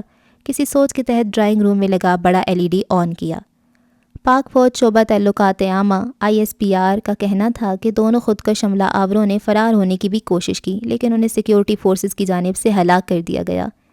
ISPR ने बताया कि दहशतगर्दों के कब्जे से खुदकुश jackets, anti tank mines, magnetic mines, IEDs और दीगर धमाका खेज़ मवाद बरामद किया गया। मज़ीद ये भी बताया गया कि शिद्दत पसंदों का ये कैंप कम सिन लड़कों का बड़े पैमाने पर खुदकुश हमलों और दीगर तखरीबी कार्रवाइयों के लिए तरबियत देता था। पता चला कि तरबियत मुकम्मल होने के बाद शिद्दत पसंद उन खुदकश हमला आवरों को पाकिस्तान के साथ साथ हमसाया ममालिक अफ़गानिस्तान और ईरान में भी अपने अहदाफ पर हमलों के लिए इस्तेमाल करते हैं। न्यूज़ एंकर बोलने पर आई तो बोलती ही चली गई। वहाँ मौजूद सिर्फ एक कैंप ही नहीं बल्कि तमाम कैंप्स पर हमला किया गया था। साथ ही जामिया के अंदर दाखिल होने से कबल ही उन 2 खुदकश हमला आवरों को भी हलाक कर दिया गया था। मिनहाज पहली बार इतनी बुरी तरह नाकाम हुआ था। उसका बस नहीं चल रहा था कि पूरी दुनिया को आग लगा दे। वो पागलों की तरह तोड़ फोड़ कर रहा था। उसे पता था कि टाइम बम लगा है मगर जब स्टूडेंट्स वहाँ पहुँचेंगे ही नहीं तो जानी नुकसान भी नहीं होगा। डेक फायरिंग स्टार्ट कर दो, एक बुलेट भी नहीं बचनी चाहिए। मार डालो उन सबको, ख़त्म कर दो। मुझे आग ही आग चाहिए, हर तरफ आग हो। सिसकियाँ आहें मेरे कानों में पड़ेंगी तो सुकून मिलेगा। उनके जले ज़ख्मी जिस्म ही मेरी आंखों में ठंडक डाल सकेंगे। डेक जल्दी पहुंचो, यहाँ पर गड़बड़ हो गया है। ईगल की घबराई आवाज़ स्पीकर से आई थी। क्या कह रहे हो ईगल, तुमने बम को तो नहीं छेड़ा? डेक को अब कोफ्त होने लगी थी। ईगल इस मामले में बिल्कुल डफर था। हमको कुछ पता नहीं लग रहा।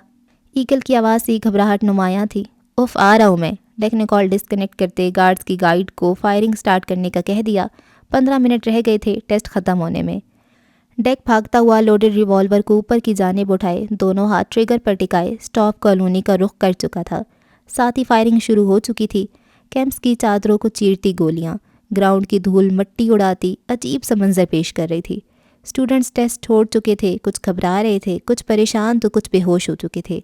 आधी पुलिस जामिया के पिछले अहाते में थी। उनकी इतला के मुताबिक फायरिंग यहाँ से की जाने वाली थी मगर फायरिंग दाईं बाईं जानिब से हो रही थी। पिछले अहाते में गन मैन वाली 2 गाड़ियों के सिवा कुछ न था। ओह नो, पुलिस ऑफिसर ने गाड़ी को लात रसीद करते गुस्सा निकाला। जवाबी फायरिंग शुरू कर दो। ऑफिसर के हुक्म पर तमाम पुलिस एहलकार जामिया के कोने कोने पर खड़े हो चुके थे। रेंजर्स स्टूडेंट्स की हिफाजत करने में मसरूफ़ थी। तमाम स्टूडेंट्स को ग्राउंड के ही एक किनारे पर जमा किया जा रहा था। गोलियों की आवाज़ें कान के पर्दे चीर रही थी। खौफ और दहशत से स्टूडेंट्स कपकपा रहे थे। पार्किंग एरिया में इंतज़ार करते वालदैन की चीखें आसमान में दरारें डाल रही थीं। माएँ गार्ड्स के हाथ पैर जोड़ती अंदर जाने की मिन्नतें कर रही थीं। पाकिस्तान के मुस्तकबिल के मौमार ज़िंदगी के लिए लड़ रहे थे। कयामत ही कयामत थी। आग के शोले उड़ रहे थे। कुछ स्टूडेंट्स ज़ख्मी हो चुके थे। 2 पुलिस एहलकार मारे जा चुके थे। सब ग्राउंड की तरफ जाओ, अंदर कोई नहीं जाएगा। वो रेंजर्स का बंदा जे और के कैंप्स के स्टूडेंट्स को जामिया के अंदर जाने से रोक रहा था। सर, एक लड़की अंदर की तरफ। एक स्टूडेंट घबराई हुई उसी बंदे से कह रही थी जब उसने बात काट दी। आप अभी जाएं, उस तरफ अंदर बम है, आप सबकी जानों को खतरा है, ग्राउंड की तरफ भागें। वो चीखा तो लड़की बम का सुनती सब भुलाकर दूसरे स्टूडेंट्स की ही तरह भागने लगी थी। Yes sir, I am entering in a staff colony. Major आस आलम ने ईयरफोन के जरिए अपने सीनियर ऑफिसर को कहा। Deck is coming, he is near hostel. Sir, where is BDS man? Us Alam staff colony के अंदर दीवारों से लगता होशियारी से चलता गन थामे साथ ही साथ महवी गुफ्तगू भी था। He is also coming, first wait for deck. मजबूत लहजा पुरएतमाद अंदाज में कहा गया था। Okay sir. आस ने सर पर जोर दिए कहा और फिर हाथ एयरफोन तक ले जाते राब्ता मुनक़ता कर दिया। वो हाँपती कांपती स्टाफ कॉलोनी के अंदर दाखिल हो चुकी थी। कानों पर हाथ रखे उसकी टांगें उसका साथ देने से कासिर थी। होले होले कांपता बदन उसके खौफ में होने का पता दे रहा था मगर वो फिर भी 45 दर्जे की स्लोप पर गिरती पड़ती चढ़ रही थी। भागते हुए वो दूसरी मंजिल पर पहुंच चुकी थी। उससे अभी बस एक ही चीज़ समझ आ रही थी, वो ये कि जामिया के ग्राउंड में ज़िंदगी और मौत का खेल चल रहा है और उसे इस खेल से दूर भागना है। वो इसका हिस्सा नहीं बनना चाहती मगर अफसोस वो बेखबरी में मौत के सबसे ज़्यादा करीब आ चुकी थी। वो ऊपर पहुंची, सामने एक कार खड़ी थी। कच्चे सीमेंट से ये मंजिल अभी खड़ी की गई थी, उसकी तामीर अभी जारी थी। वो तेज़ भागती आगे जाने लगी तो वहाँ कोई दीवार नहीं थी, کچھ بھی نہیں تھا۔ یہاں سے گراؤنڈ کا پورا منظر صاف نظر آ رہا تھا، دل دہلا دینے والا منظر۔ وہ الٹے قدموں پیچھے جانے لگی، خوف اب بھی اسے اپنی لپیٹ میں لیے ہوئے تھا۔ فائرنگ بدتریج جاری تھی، دھول مٹی اڑتی منظر کو دھندلا رہی تھی۔ اسٹوڈنٹس کی بھگدڑ مچی تھی، قدموں کی آوازیں، فائرنگ کا شور، پولیس سائرن، قیامت کا سماں لگ رہا تھا۔ گلابی ہونٹوں پر ہتھیلی رکھے اپنی سسکیوں کا گلا گھونٹتی وہ پیچھے ہوتی جا رہی تھی۔ وہ لوڈڈ رائفل کا منہ چھت کی جانب کیے آہستہ آہستہ الٹے قدم اٹھا رہا تھا۔ دونوں نفوس کا زبردست تصادم ہوا تھا۔ آس نے فوراً اسے اپنے حصار میں لیتے اپنی چوڑی ہتھیلی کپ کپاتے گداز لبوں پر دھر کر نسوانی چیخ کا گلا گھونٹا تھا۔ شش، گھبرائیے مت، ہم آپ کے محافظ ہیں۔ کھمبیر بھاری لہجے میں وہ اس کے کان میں سرگوشی نما آواز میں بولا۔ نیلم کی پشت اس کے سینے سے لگی تھی اور اس محافظ کا رائفل والا ہاتھ اس کے پیٹ کو چھوتا مکمل حصار باندھے ہوئے تھا۔ وہ اس محافظ کا چہرہ نہیں دیکھ سکی تھی، اس کا ہاتھ ابھی تک اس کے ہونٹوں پر جمع تھا۔ اتنی سخت گرفت تھی اس کی کہ نیلم کو اپنے لب کو چلتے ہوئے محسوس ہوئے۔ شش، وہ پھر بولا۔ آواز نیلم کے کان کے بالکل قریب سے ابھری تھی، قدموں کی چاپ قریب آنے لگی۔ آس اسے گھسیٹنے کے انداز میں کار کی طرف لے آیا، وہ اس کے ساتھ گھسیٹتی چلی جا رہی تھی۔ دیوار اور کار کے درمیان 25 انچ تک کا فاصلہ تھا۔ اس نے نیلم کو وہاں بٹھا دیا۔ نیلم نے دیکھا وہ اونچے لمبے قد کا کثرتی بدن کا مالک بھرپور مضبوط مرد تھا۔ اس کے چہرے پر کالے رنگ کا ماسک تھا جس سے صرف 2 آنکھیں چمکتی نظر آ رہی تھیں۔ اس نے ایک بار بھی نیلم کی جانب توجہ سے نہ دیکھا تھا۔ وہ کار کی بونٹ والی سائڈ پر ایک گھٹنا زمین پر ٹکائے گن تھامے الرٹ بیٹھا تھا۔ کوئی اندر داخل ہو چکا تھا، وہ ڈیک تھا۔ ایگل، کہاں ہو تم؟ وہ پہلے سیدھا چلتا بولتا رہا، پھر پلٹ کر ایگل کو آوازیں دے رہا تھا۔ نیلم کانپ رہی تھی۔ آس کی جانب ڈیک کی پشت تھی، وہ بجلی کی سرت سے اٹھا تھا اور ڈیک کے گلے میں بازو ڈالے اس کی گردن موڑ دی تھی۔ چڑ چڑ چڑ کی آواز آئی تھی۔ نیلم نے جھانکا، ڈیک کی گردن ایک طرف لڑک چکی تھی، اس کی جان ہوا ہونے لگی۔ ڈیک نے فائر کیا اور چھت میں لگا۔ آہ! خوف کے مارے اس کی چیخ نکل گئی۔ اس نے دیکھا وہ سیاہ نقاب پوش ایک ہینڈسم سے شخص کو زمین پر چت لٹا چکا تھا۔ ڈیک کی ریوالور دور گر چکی تھی۔ وہ منہ چلانے کی کوشش کرنے لگا جب آس نے اس کے جبڑوں پر مکوں کی برسات کر دی۔ ڈیک کا پورا منہ خونم خون ہو چکا تھا، دانت جیسے ٹوٹ گئے ہوں۔ اس نے ٹانگ موڑ کر آس کی پشت میں ماری اور اسے دھکیل کر بھاگنے لگا۔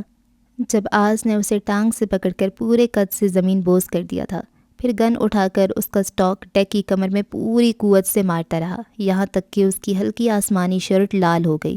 وہ شاید بے ہوش ہو چکا تھا۔ آس نے کھڑے ہوتے بوٹ کی نوک سے اسے سیدھا کیا تھا اور اسی طرح گن کا سٹاک اس کے سینے میں مارتا رہا۔ خون سے لت پت ڈیک کو دیکھ کر نیلم کا رواں رواں کانپ گیا۔ منہ پر ہاتھ رکھے وہ سسکیوں کو گلا گھونٹنے کی کوشش میں دوہری ہوتی جا رہی تھی۔ وہ بھاگ جانا چاہتی تھی مگر ٹانگوں نے ساتھ دینے سے انکار کر دیا۔ اب ایک اور خوفناک منظر اس کا منتظر تھا۔ فائرنگ کی آواز پر آس نے فوراً جمپ لگاتے جگہ چھوڑی تھی۔ اس نے دیکھا شیر دل دوسری منزل کے کنارے پر کھڑا تھا، ریوالور اس کے ہاتھ میں تھا۔ آس اسی 2 فٹ دوری کے فاصلے پر کھڑی کار کے پیچھے دپک گیا۔ اگر شیر دل حملہ کرتا تو بم وقت سے پہلے پھٹ جاتا، جس کے اندر ابھی 10 منٹ باقی تھے۔ ڈیک تو پکڑا گیا۔ اس نے سوچا وہ جان بچا کر بھاگ نکلے، مگر بدقسمتی سے آس عالم نے اسے سوچ میں ڈوبا دے کر فائر کیا تھا۔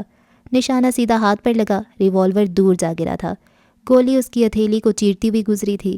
آس عالم نے ایک ہی جست میں اسے جا دبوچا تھا۔ اسی وقت ایک اور آدمی اندر داخل ہوا تھا، لیدر کی شرٹ میں، ایک بیگ ہاتھ میں تھامے۔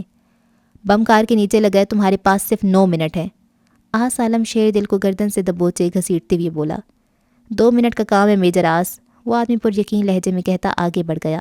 کار کے پاس بیٹھی کپ کپاتی نیلم کو اس نے جلدی سے باہر نکلنے کا کہا۔ وہ اپنا وجود گھسیٹتی ہوئی کار سے کچھ فاصلے پر ہو گئی تھی، چلنے کی ہمت نہ تھی اس میں۔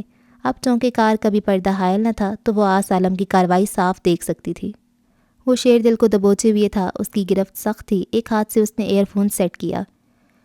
کل ہم آس عالم، آفیسر کے حکم پر اس سے پہلے کہ وہ عمل کرتا، شیر دل اس کی توجہ نہ پا کر دھکا دیتا بھاگنے لگا۔ آس کی گن دور نیلم کے پیر کے پاس جا گری، مگر وہ شیر دل کو پکڑنے بھاگا تھا۔ اسے پھر سے گردن سے دبوچ کر واپس لاتے اسے دیوار میں پٹخ پٹخ کر مار رہا تھا۔ اس کے پاس اتنا وقت نہ تھا کہ گن اٹھانے جاتا، تبھی وہ اپنی پوری طاقت سے مکے مارتا اس کا جبڑا توڑ چکا تھا۔ آنکھوں پر بھی کاری ضربیں لگی تھیں۔ بوٹ اس کے سینے پر ٹھوکتا وہ بھول چکا تھا کہ ایک نازک وجود یہ سب اپنی آنکھوں سے دیکھتا کس قدر دہشت کا شکار ہو سکتا ہے۔ شیر دل جب بالکل بے سدھ ہو گیا تو آس عالم نے اس کی ہی ریوالور جو قریب پڑی تھی اٹھا کر دھڑ دھڑ میگزین خالی کیا تھا اور پھر بے سدھ پڑی لاش کو بوٹوں کی نوک پر دھکیلتا آگے لے جانے لگا۔ دیوار نہیں تھی، گراؤنڈ صاف نظر آ رہا تھا جہاں گولیاں تھم چکی تھیں۔ مطلع صاف تھا، سناٹا تھا۔ اس نے ایک اور ٹھوکر لگائی۔ دھڑام کی آواز پیدا کرتی شیر دل کی لاش نیچے جا گری تھی۔ میجر آس، it's done. B D S کا آدمی ہاتھ جھاڑتا کھڑا ہو گیا۔ تھینکس۔ آس عالم کا بھاری لہجہ نیلم کے دماغ پر ہتھوڑے کی طرح پڑا تھا۔ وہ آدمی اپنا سامان سمیٹ رہا تھا۔ جب آس کی نظر نیلم پر پڑی، وہ ڈیک کا بے حس و حرکت پڑا وجود پھٹی آنکھوں سے دیکھ رہی تھی۔ اس کی رنگت لٹے کی مانند سفید پڑ چکی تھی اور جسم ساکت تھا۔ اس کے سفید روئی جیسے پیروں کے پاس آس کی گن پڑی تھی۔ وہ گن اٹھانے آگے بڑھا تھا جب نیلم خوف سے پھٹی آنکھوں سے اسے تکتے پیچھے ہوتی دیوار کے ساتھ لگ گئی۔ آس پھر بھی آگے بڑھ رہا تھا۔ وہ دیوار پر پیچھے کی جانب ہاتھ مارتی سہارا لیتی کھڑی ہوئی اور اس جانب بھاگی جہاں دیوار نہیں تھی۔ اس کی ٹانگوں سے جان نکل رہی تھی۔ آس بھی اسے بھاگتا دیکھ کر گھبرایا تھا۔ نیلم آگے کوئی شے نہ دیکھ کر دنگ رہ گئی۔ یہاں سے بس چھلانگ مار کر ہی بھاگا جا سکتا تھا۔ وہ گھبراتی ہوئی پلٹی۔ آس عالم اس کی ہی طرف بڑھ رہا تھا۔ نیلم کو اس سے خوف محسوس ہو رہا تھا جس بے دردی سے وہ 2 آدمی ڈھیر کر چکا تھا۔ یہ نازک سی لڑکی تو اس کے سامنے کچھ نہ تھی۔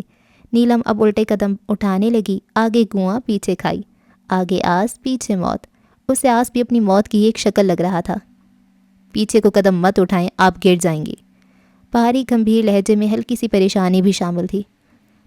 دور رہیں ہم سے، وہ لڑکھڑاتے لہجے میں بولی۔ 1 فٹ کی دوری تھی اور اس نے نیچے جانا تھا۔ آس کو آگے بڑھتا دیکھ کر اس کے قدم لڑکھڑائے تھے، مگر اس سے پہلے ہی وہ ہاتھ بڑھا چکا تھا۔ نیلم کو یہ بڑھتا ہاتھ موت کا لگا تھا۔ کلائی تھامے ایک جھٹکے سے کھینچتے آس عالم نے اسے اپنی آغوش میں لیا تھا، مگر وہ ہوش و خرد سے بیگانہ ہو چکی تھی۔ اس سے پہلے کہ وہ زمین بوس ہوتی، وہ اس کے گرد اپنے مضبوط مگر خون سے رنگے بازو لپیٹ چکا تھا۔ یہ رنگ نیلم کی گلابی قمیض بھی پکڑ چکی تھی۔ دوسری منزل کے آخری سرے پر وہ اسے اپنی مضبوط پناہوں میں لیے کھڑا تھا۔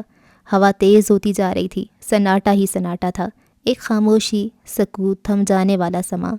آس عالم نے اپنے چہرے پر چڑھا ماسک ایک ہاتھ بڑھا کر اتار دیا تھا، مگر ایک بازو اب بھی اس نازک وجود کے گرد تھا۔ آس نے پرسکون سانس لیتے اس بے ہوش مگر بلا کے حسین مجسمے کو اپنے کثرتی بازوؤں میں اٹھا لیا تھا۔ وہ کسی سنگ تراش کی قابلیت کا منہ بولتا ثبوت لگ رہی تھی، مگر وہ ہر احساس سے آری اسی لیے اسٹاف کالونی سے نکلتا چلا گیا۔ اس کا سر آس عالم کے سینے پر ٹکا تھا اور وہ فاتح بنا، مضبوط پر اعتماد قدم اٹھاتا گراؤنڈ کی طرف بڑھتا چلا جا رہا تھا۔ ہوائیں زور و شور سے چلتیں جیسے ملک کے اس محافظ کو سلامتی پیش کر رہی تھیں۔ ہواؤں کے اس زور پر اٹھتا اس بے ہوش وجود کا سفید بے داغ آنچل بار بار میجر آس عالم کے شانے سے ٹکرا جاتا، مگر اس کے دماغ میں کچھ اور ہی چل رہا تھا۔ اپنے اگلے قدم کے بارے میں وہ پہلے سے ہی سوچ رہا تھا۔ گراؤنڈ قریب آتا جا رہا تھا، فاصلہ سمٹ رہا تھا۔ طبی امداد کی سہولت بھی وہاں موجود تھی۔ بہت سی نرسز بڑے اعتماد سے زخمی اور گھبراہٹ کے شکار اسٹوڈنٹس کو ڈیل کر رہی تھیں۔ ایمبولینس سروس کی بھی سہولت تھی۔ میجر آس عالم کے مضبوط بازو میں جھولتے بے ہوش وجود کو دیکھ کر ایک پولیس آفیسر فوراً آگے بڑھا۔ سر یہاں لے آئیں۔ اس نے زمین پر بچھی چادر کی جانب اشارہ کیا۔ آس پاس پولیس اہلکار اور رینجرز اپنی اپنی ڈیوٹی پوری کرتے دکھائی دے رہے تھے۔ ہر کوئی مصروف تھا۔ جگہ جگہ چھپے اسٹوڈنٹس کو ڈھونڈ کر بحفاظت جامعہ سے باہر نکالا جا رہا تھا۔ آس گھٹنا زمین پر ٹکائے ہلکے سے جھک کر اپنے بازوؤں کو کم وزن وجود سے آزاد کر چکا تھا۔ سر پانی؟ رینجر کے یونیفارم میں ملبوس نوجوان نے مخلص مسکراہٹ کے ساتھ پانی کی چھوٹی بوتل آس کو تھمائی۔ اس نے نیلم کی جانب سرسری سا دیکھا اور پلٹ کر پانی کی بوتل شکریہ کے ساتھ تھام لی۔ پاس پڑی کرسی پر بیٹھ کر بوتل کھول کر منہ سے لگا لی۔ منہ کچھ اوپر کی جانب اٹھا ہوا تھا۔ جب پانی پی چکا تو اس کی نظر چادر پر لیٹی نیلم پر پڑی، جس کے پاس نیچے بیٹھا پولیس آفیسر اس کے چہرے کو گہری نگاہوں سے تک رہا تھا۔ یہی نہیں بلکہ اس کی نگاہیں بھی نیلم کے جسم پر چپکنے لگی تھیں۔ آس عالم نے گھٹنے پر ٹکے ہاتھ کی مٹھیاں زور سے بھینچ لیں، پھر پلاسٹک کی خالی بوتل کو تروڑ مروڑ کر دور پھینکا۔ نرس! اس کی دھاڑ پر پولیس آفیسر ہڑبڑا کر کھڑا ہو گیا۔ یس سر! پاس ہی ایک چیئر پر بیٹھی اسٹوڈنٹ کو بینڈیج کرتی وہ نرس فوراً حاضر ہوئی۔ چیک کریں انہیں۔ مختصر سا بول کر کاٹ دار نظروں سے پولیس انسپکٹر کو دیکھا۔ اس نے نفرت تھی بے لگام نفس کے حامل مردوں سے۔ میجر آس، you have to go. Power button کو چند سیکنڈ تک پریس کرنے کے بعد آس عالم آرڈر ملتے ہی 1 سیکنڈ بھی وہاں نہیں ٹھہرا تھا۔ ہم اپنے ناظرین کو ایک بار پھر بتاتے چلے کہ جامعہ میں ہونے والے پتھراؤ اور فائرنگ کے نتیجے میں 2 پولیس اہلکار مارے گئے۔ اس کے علاوہ 25 طلباء و طالبات زخمی ہوئے، جنہیں بذریعہ ایمبولینس قریبی ہسپتال منتقل کر دیا گیا۔ البتہ اس سوچی سمجھی سازش کے متعلق ISPR اور DIG کا کچھ سیکیورٹی وجوہات کی بنا پر میڈیا سے گفتگو پر انکار۔ نیوز اینکر بار بار یہی نیوز چلائی جا رہی تھی. اگر وہ احماس کے سامنے ہوتی تو اب تک اپنے آخری سانس لے چکی ہوتی. غصے سے پاگل ہوتا وہ شیشے کی میز پر اپنے بازو سے ضربے لگاتا جا رہا تھا. خون رستا جا رہا تھا. تمہارا بھیا تمہارا بدلہ ان قاتلوں سے نہیں لے پایا. تمہاری بلکتی روح کو قرار نہیں دے پایا. منہاج الزحاق کو شکست دی گئی ہے. سن رہے ہو لوگوں؟ احماس کو شکست دی گئی ہے. اتنی بری طرح اتنی چالیں اکٹھی پلٹنے والا کون ہے؟ تم جو کوئی بھی ہو، احماس کے دشمنوں کی فہرست میں تمہارا اول نمبر ہے. اول. وہ سفید کثرتی بازو سے بہتے سرخ رنگ کے خون کی ندی کو دیکھ کر بہکے لہجے میں بولا. سر؟ اس کی پشت پر گھبرائی سی آواز بیدار ہوئی. خون رنگ آنکھیں لیے وہ پلٹا تھا. سامنے ہی پھٹے دھول سے اٹے کرتے اور زخمی چہرے کے ساتھ کھڑے ایگل کو دیکھ کر اس کے جسم میں خون کی بجائے شرارے دوڑنے لگے تھے. ڈیک کہاں ہیں؟ بے قراری اور بےتابی سے احماس اس کی جانب بڑھا تھا. ایگل کا چہرہ زرد پڑ گیا.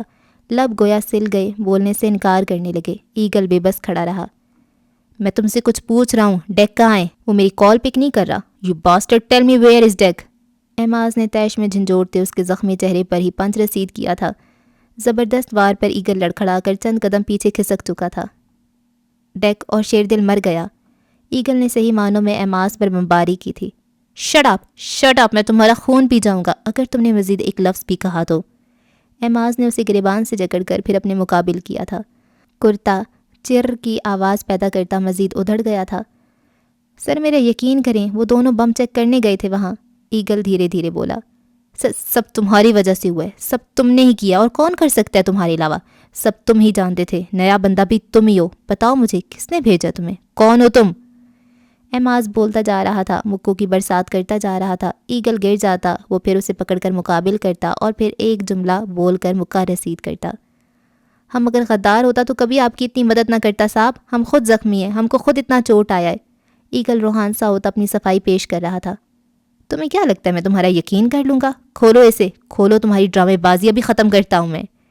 احماس نے اس کے بازو پر لپٹی پٹی کھینچ کر کھولی. درد اور کرب کے مارے ایگل کی چیخ نکل گئی تھی. اس کے شانے سے نیچے بہت زیادہ کٹ لگے تھے. سیدھے سیدھے گوشت ابھرتا دکھ رہا تھا. بہت گہرا زخم تھا. احماس چند پل کو ششتر رہ گیا.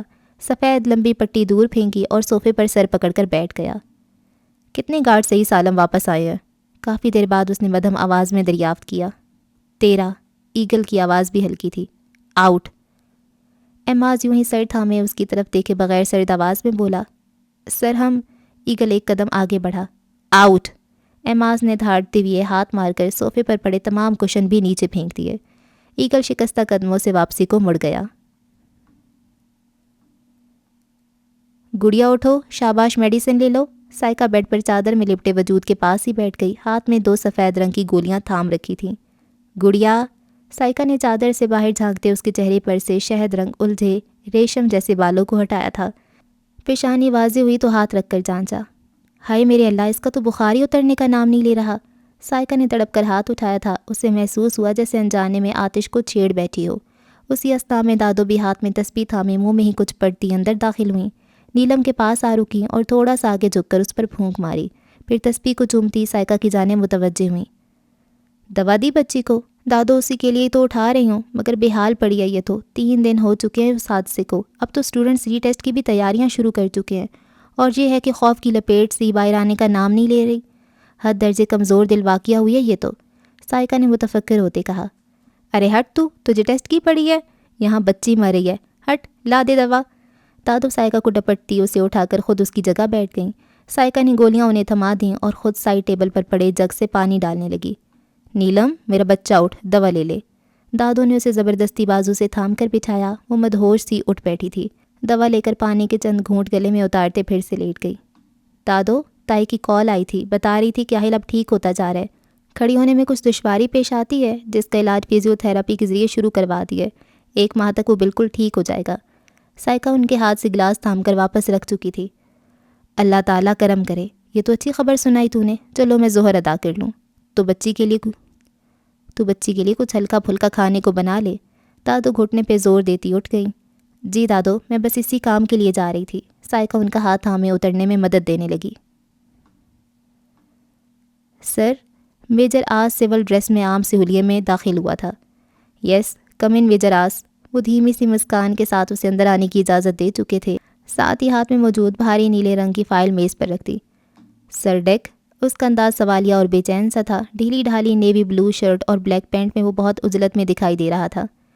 ڈیک کو انڈر گراؤنڈ رکھا گیا ہے، وہ سنجیدگی سے بولے۔ آس پلٹنے لگا تھا جب آفیسر کی آواز پر اسے ٹھہرنا پڑا۔ آس بیٹا، نیند آپ کے لیے بہت ضروری ہے، دماغ کو فریش رکھنے اور ہوشیار رہنے کو۔ وہ اس کی آنکھوں میں سرخ ڈورے دیکھ چکے تھے، وہ بھی ان کی بات سمجھ گیا۔ سر احماس کا پہرا مجھ پر مزید بڑھ گیا، شک ہو چکا ہے اسے مجھ پر، ایسے میں نیند کی پرواہ کسے ہے؟ وہ سلیپس فولڈ کر تاخیر میں سائڈ سمائل پاس کر گیا۔ تو کیا اس نے تمہیں آفر نہیں دی؟ وہ پرسوچ انداز میں بولے۔ ابھی تک تو نہیں۔ اچھا میں چلتا ہوں، مزید ڈیٹیل اگلی رپورٹ میں دوں گا۔ وہ مسافے کے لیے آگے بڑھا۔ Best of look. آفیسر نے حوصلہ افزا انداز اپنایا۔ میجر آس مروتاً مسکرایا تھا۔ باہر کھڑے ایک آدمی سے اس نے چابیاں لیں۔ وہ آدھے راستے سیل تک میجر آس کے ساتھ چلتا رہا، پھر واپس مڑ گیا۔ میجر آس مضبوط قدم اٹھاتا انڈر گراؤنڈ احاطے میں داخل ہو رہا تھا۔ سیڑھیوں پر اس کے قدموں کی مخصوص آواز کچھ بلند ہوئی تھی۔ اندر گپ اندھیرا تھا، ہر چیز کو اپنے اندر سمو لینے والا اندھیرا۔ Hello deck. لکڑی کی کرسی پر دونوں ہاتھ ہینڈل کے ساتھ موٹی رسی سے جکڑے اور دونوں پیر بھی کرسی کی ٹانگوں کے ساتھ باندھ رکھے تھے۔ اس کا سر جھکا ہوا تھا، لڑکا ہوا۔ میجر آس کو کافی دیر تک خاموشی کا سامنا کرنا پڑا۔ وہ آگے بڑھا اور ڈیک کا چہرہ تھوڑی سی پکڑ کر اوپر اٹھا لیا۔ ہوش میں آؤ ڈیک، تمہیں ابھی بہت سے سوالات کے جوابات دینے ہیں۔ ڈیک کے زخمی چہرے پر ایک مکہ رسید کیا۔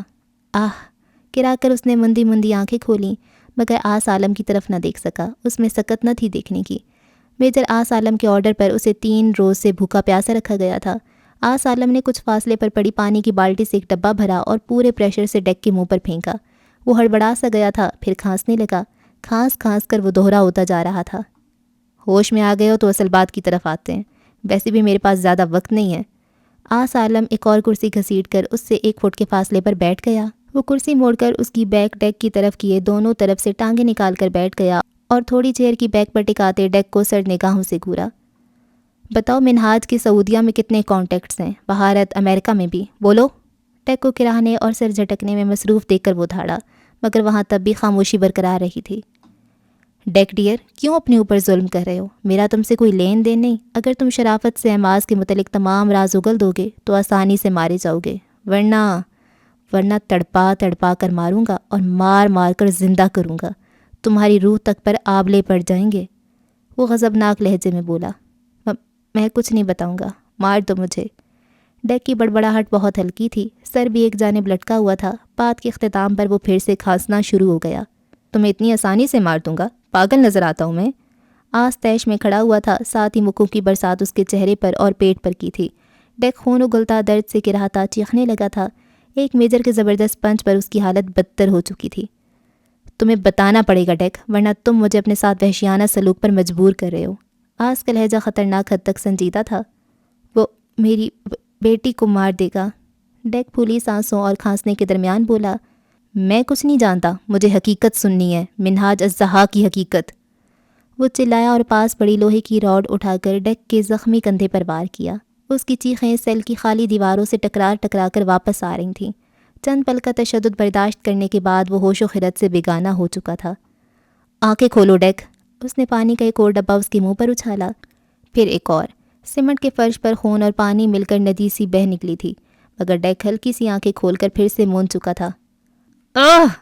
میجر آس عالم نے چیخ کر ایک ٹانگ اس کے پیٹ پر رسید کرتے غصہ نکالا تھا۔ ڈیک آگے کو ہوتا پھر کرسی کی بیک پر لٹکے چہرے کے ساتھ بے ہوش ہو چکا تھا۔ میجر آس کرسی کو ٹھوکر مارتا باہر نکل آیا۔ باہر کھڑے آدمی نے مضبوط لوہے کے دروازے پر موٹے موٹے تالے ڈال دیے تھے۔ وہ جو اکڑتا تھا اپنے ہونے پر، آج ہونا اس کا ایک اذیت ہے۔ گارڈ نے اسے اندر جانے سے منع کر دیا تھا۔ آج وہ 3 دن بعد احماس سے ملنے آیا تھا۔ ڈیک نے اسے چند کام سونپ رکھے تھے، ان کی تکمیل کی اطلاع دینے وہ حاضر ہوا تھا، مگر احماس کی طرف سے اندر آنے کی اجازت نہیں تھی۔ 1 گھنٹہ باہر انتظار کرنے کے بعد اسے اندر بلا لیا گیا تھا۔ اب تو اسے ہال کا راستہ یاد ہو چکا تھا، ورنہ اتنے بڑے پلازا کی ہر منزل چیک کرنی پڑتی۔ وہ ہال کے سرے پر کھڑا تھا، اپنے مخصوص حلیے میں۔ سامنے ہی سب سے اونچے سنگل صوفے پر احماس ٹانگ پر ٹانگ چڑھائے ایک ہاتھ بیک پر پھیلائے بیٹھا تھا۔ آؤ ایگل، اندر آؤ، کم ان۔ منہاج کی آواز پر وہ حیران ہوتا اندر کی جانب قدم اٹھانے لگا۔ بوٹوں کی ٹک ٹک ہارڈ ووڈ کے فرش پر صاف سنائی دے رہی تھی۔ احماس اپنی ٹانگ جھلاتا اسے آگے بڑھتا دیکھ رہا تھا۔ دائیں بائیں پڑے بڑے صوفوں پر 5-6 افراد بیٹھے تھے۔ ان میں سے 3 عربی رومال سر پہ لپیٹے سفید ٹخنوں تک کرتے پہنے تھے جن کی چاک سلے ہوئے تھے۔ بیٹھو، ایماز نے اسے اپنی دائیں جانے پڑے صوفے پر بیٹھنے کا کہا، جہاں ایک 22-23 سال کا لڑکا پینٹ شرٹ میں ملبوس تھا اور ایک 40 کے لگ بھگ کا بھی اسی لباس کو زیب تن کیے تھا۔ گول دائرے میں لگے صوفے، شیشے کی دیواریں، مہنگی پینٹنگز، روئی جیسا قالین، جگہ جگہ بچھے میٹ، گول بڑی موٹے شیشے کی سٹائلش میز، عربی سرائیوں سے ڈیکوریٹڈ یہ حال بہت زیادہ حسین تھا۔ یہ ایگل ہے، ہیروئن، کوکین، آئس، اوپیم، بھنگم، ٹرینکولائزرز کی سمگلنگ سنبھالتا ہے۔ ڈیک نے یہ سب اس کے ذمہ لگایا تھا، اب ان میں سے ایک کو تم اس کا پارٹنر بنا دو۔ منہاج نے ان تینوں عربیوں میں سے درمیان میں بیٹھے ان کے گروپ لیڈر سے کہا۔ اس نے ایگل کو سر تا پیر دے کر فقط سر ہلایا تھا۔ یہ گروپ سعودیہ سے آیا ہے، اب ہمارے ساتھ یہیں رہے گا، اور یہ امریکہ سے، اس نے ایگل سے کہا۔ ٹھیک، اس نے ایماز کو دیکھتے کہا۔ چلو اب تم جا سکتے ہو۔ ایگل کو جانے کا حکم دیا گیا۔ ہم مال کا بتانے آیا تھا، ایگل مزید بولنے لگا تھا جب ایماز نے ٹانگ نیچے لٹکائی اور دونوں گھٹنوں پر بازو ٹکائے ہلکا سا آگے جھکا۔ تمہیں میں نے کہا جاؤ، ایک ایک لفظ ٹھہر ٹھہر کر کہتا وہ ایگل کو گڑبڑانے پر مجبور کر گیا۔ اچھا سر، وہ دھیما سا بولتا وہاں موجود ہر شخص کا سنجیدہ چہرہ دیکھتا نکل گیا۔ تم سب اپنے اپنے حلیے بدلو اور ڈیلنگ سٹارٹ کر دو، اسلحے کا کام تم کرو گے، 40 سالہ امریکن نے کہا۔ And you are my right hand my friend. عربی گروپ لیڈر کو دیکھ کر انابی ہونٹوں کو پھیلاتے ایماز جوش سے اٹھ کر اس سے بغل گیر ہوا تھا۔ مقابل کا جوش و خروش اس سے بھی زیادہ تھا۔ حبیب، ان میں سے جو تم کو بہتر لگے اسے ایگل کے ساتھ شامل کر دو۔ ایماز نے اس سے الگ ہوتے 2 30-32 کی عمر کے آدمیوں کی جانب اشارہ کیا۔ حرب کرے گا ایگل کے ساتھ کام اور صابر ہمارے ساتھ، حبیب نے فیصلہ سنایا۔ ہر روم، ہر کونا چیک کرو، کہیں بھی خفیہ کیمرے نصب ہیں تو بتاؤ، کون ہے جو میری پلاننگ سے واقف ہو چکا ہے؟ ایماز نے کم عمر امریکی لڑکے سے کہا جسے چند دن کے لیے اسی کام کے لیے بلایا گیا تھا۔ ڈیجیٹل لاکس توڑنے لگانے کا ماہر، خفیہ کیمروں کو بے نقاب کرنا، ان پر سے لگانے والے کے فنگر پرنٹس لینا اور میکرو کیمراز ایڈجسٹ کرنا، اکاؤنٹس ہیک کرنا، پروفائل ڈیٹا جمع کرنا، یہ سب اس لڑکے کے بائیں ہاتھ کے کام تھے۔ میورک، تو میرے ساتھ اسٹڈی میں آؤ، منہاج کہتے ساتھ کوٹ کا بٹن لگاتا ہال سے نکلنے لگا۔ میورک بھی اس کے پیچھے ہی چل دیا تھا۔ اچھا جی، اس ایپیسوڈ کو یہاں پہ اینڈ کرتے ہیں، اور جو کہ میں نے تکا مارا تھا مجھے لگتا ہے وہی ہے، بلکہ حقیقت ہے کہ یہی ہے کہ آج ہی ایگل ہے اور وہی ہے جو نیلم کے نیبرز میں رہتا ہے، اور نیلم کیونکہ وہ اپنا چہرہ چھپایا ہوا ہوتا ہے تو نیلم پہچان نہیں پاتی۔ خیر، اور وہی اس کو بلواتا بھی ہے تاکہ وہ، ظاہری بات ہے وہ ان کے ساتھ بے شک شامل ہو چکے ہیں، لیکن اصل میں تو اس نے پاکستان کو بچانا ہی ہے نا، اپنے ملک کو، اور وہ کیسے پھر اب اسے جب پلاننگ پتہ چل جاتی ہے تو وہ کسی طریقے سے ان کو خراب کرنے کی کوشش کرتا ہے اور کر لیتا ہے۔ اور اب میں یہ سوچ رہی ہوں کہ آہل کے ساتھ کیا کرے گا ایماز، اور ڈیک مر گیا اور ابھی بھی اس کو اس پہ یقین نہیں ہے، اور یہ کیا کہتے ہیں یہاں پہ کہ حلیے چینج کر لو، شاید یہ اس کو آزما رہا ہے۔ خیر، دیکھتے ہیں کیا ہوتا ہے جی، اگلی ایپیسوڈ میں ملاقات ہوتی ہے، تب تک کے لیے رکھیں دعاؤں میں یاد۔ اللہ حافظ۔